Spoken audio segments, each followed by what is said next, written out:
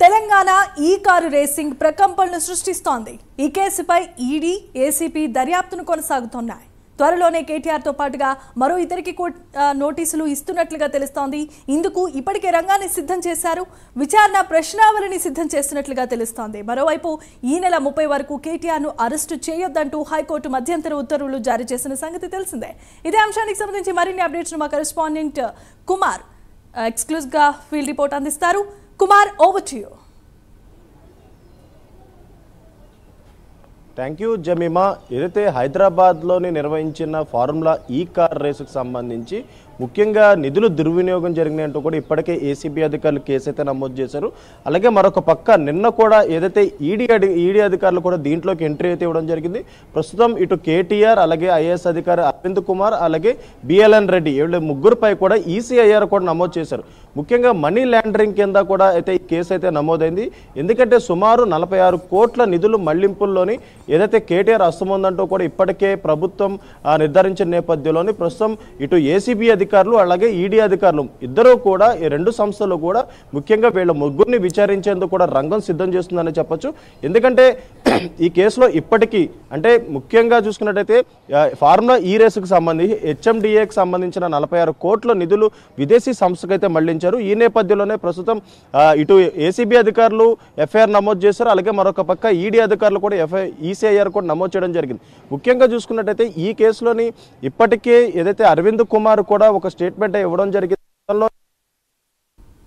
నోటీసులకు ఆయన వివరణ ఇచ్చారు. ముఖ్యంగా ఈ కార్ రేసింగ్ గా పూర్తి చేయాలనే ఉద్దేశంతోనే నిధులు మళ్లించినట్లయితే చెప్పారు. అలాగే మరొక పక్క కేటీఆర్ పర్మిషన్ తీసుకుని ఈ నిధులు మళ్లించినట్లు కూడా అప్పుడు ఏదైతే ప్రిన్సిపల్ సెక్రటరీగా ఉన్న అరవింద్ కుమార్ కూడా చెప్పడం జరిగింది. ముఖ్యంగా ఇప్పుడు ఏదైతే ఇటు కేటీఆర్ ని, అరవింద్ కుమార్ ని, బిఎల్ఎన్ రెడ్డిని ముగ్గురిని విచారించేందుకు కూడా రంగం సిద్ధం చేస్తుంది. ఈ రోజుతో అసెంబ్లీ సెషన్ కూడా ముగియడంతో కూడా 1 రోజుల్లో కూడా వీళ్ళ ముగ్గురికి ఇటు ఏసీబీ అధికారులు అలాగే మరొక పక్క ఈడీ అధికారులు కూడా నోటీసులు అయితే ఇవ్వనున్నారు. ఎందుకంటే ఇప్పటికే ఏదైతే ఏసీబీ కేసు నమోదు చేసిన తర్వాత ఇటు కేటీఆర్ కూడా హైకోర్టును అయితే ఆశ్రయించారు. హైకోర్టును ఆశ్రయించి 10 రోజుల గడువు కూడా తెచ్చుకోవడం జరిగింది. ఈ నేపథ్యంలోనే 10 రోజుల వరకు అరెస్ట్ చేయకుండా ఉండేందుకు కూడా హైకోర్టు ఆర్డర్స్ అయితే ఇచ్చింది. అలాగే మరొక పక్క విచారించేందుకు కూడా కోర్టు అనుమతి ఇచ్చింది. ఈ నేపథ్యంలోనే 1-2 రోజుల్లో కూడా ఏసీబీ అధికారులు ఇటు ముగ్గురికి కూడా నోటీసులు ఇవ్వనున్నారు. అలాగే మరొక పక్క ఈడీ అధికారులు కూడా నోటీసులు అయితే ఇవ్వనున్నారు. ముఖ్యంగా చూసుకున్నట్టయితే ఈ ఫార్ములా ఈ కార్ రేసింగ్ సంబంధించి నిధులు దుర్వినియోగం సంబంధించి ప్రశ్నలు అడగడానికి కూడా ఇప్పటికే ఏసీబీ అధికారులు కూడా రంగం సిద్ధం చేసుకున్నారు. ముఖ్యంగా చూసుకున్నట్టయితే ఈ కార్ రేసింగ్ సంబంధించి ఒప్పందాలకు సంబంధించి క్వశ్చన్స్ అయితే వేయనున్నారు. అలాగే మరొక పక్క నిధుల మళ్లింపులకు సంబంధించి క్వశ్చన్స్ వేయనున్నారు. అలాగే మరొక పక్క ఏదైతే ఇండియన్ కరెన్సీని విదేశీ కరెన్సీ రూపంలో మార్చి మరి ఏదైతే విదేశీ సంస్థకి ఇచ్చారు, ఈ నేపథ్యంలోనే ఆర్బీఐ అనుమతి తీసుకోలేదు. ఈ వీటిపై కూడా కొన్ని క్వశ్చన్స్ అయితే వేయనున్నారు.